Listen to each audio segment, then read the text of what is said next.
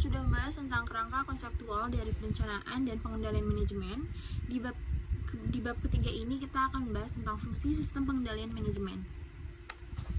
Sistem pengendalian manajemen digunakan sebagai salah satu usaha dalam bentuk sistematis perusahaan yang digunakan untuk mencapai tujuan yang diinginkan dalam perusahaan tersebut.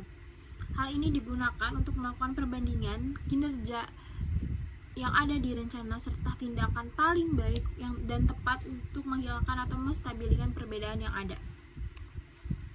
Ada dua fungsi utama dalam sistem pengendalian manajemen, yaitu satu, sebagai relasi kejajaran organisasi, dan dua, sebagai controller unit bisnis. Orang yang bertanggung jawab dalam merancang dan mengoperasikan sistem pengendalian disebut sebagai seorang controller. Baik, selanjutnya saya akan menjelaskan kedua fungsi utama dalam sistem pengendalian manajemen. Yang pertama yaitu ada relasi kejajaran organisasi. Dalam hal ini, penjabat staf dalam organisasi berfungsi mengendalikan sistem dalam suatu perusahaan dengan memerhatikan jajaran dalam organisasinya. Dan yang kedua yaitu ada controller unit bisnis. Controller unit bisnis memberikan laporan kepada manajer unit bisnis yang merupakan atasan langsung dari controller tersebut. Mereka dihubungkan dengan garis putus-putus ke controller corporate. Fungsi-fungsi controller dalam sistem pengendalian manajemen yaitu yang pertama merancang dan mengoperasikan informasi serta sistem pengendalian. Lalu yang kedua menyiapkan pernyataan keuangan dan laporan keuangan termasuk pengembalian pajak kepada para pemegang saham dan para pihak eksternal lainnya. Lalu yang terakhir menyiapkan dan menganalisis laporan kinerja, menginterpretasikan laporan-laporan keuangan untuk para manajer dan menganalisis program serta proposal anggaran dari berbagai segmen perusahaan serta mengkonsolidasikannya ke dalam anggaran tahunan secara keseluruhan.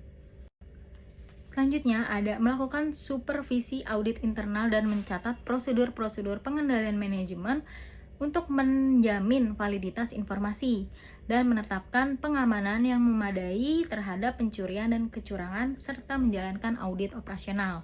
Lalu yang terakhir ada mengembangkan personel dan organisasi pengendali dan berpartisipasi dalam pendidikan personel manajemen dalam kaitannya dengan fungsi pengendali. Selanjutnya adalah fungsi sistem pengendalian manajemen. Yang pertama, sistem pengendalian manajemen digunakan untuk mengadakan suatu perencanaan yang tepat untuk suatu perusahaan, koordinasi yang tepat antar bagian, serta untuk melakukan komunikasi dengan baik. Lalu yang kedua, sistem pengendalian manajemen digunakan untuk mengambil keputusan terkait suatu hal, lalu untuk memotivasi pekerja atau sumber daya manusianya. Lalu yang ketiga, sistem pengendalian manajemen juga digunakan untuk mengontrol segala hal yang terjadi dalam perusahaan, serta untuk menilai kinerja para pekerja, serta meningkatkan akuntabilitas dalam suatu perusahaan.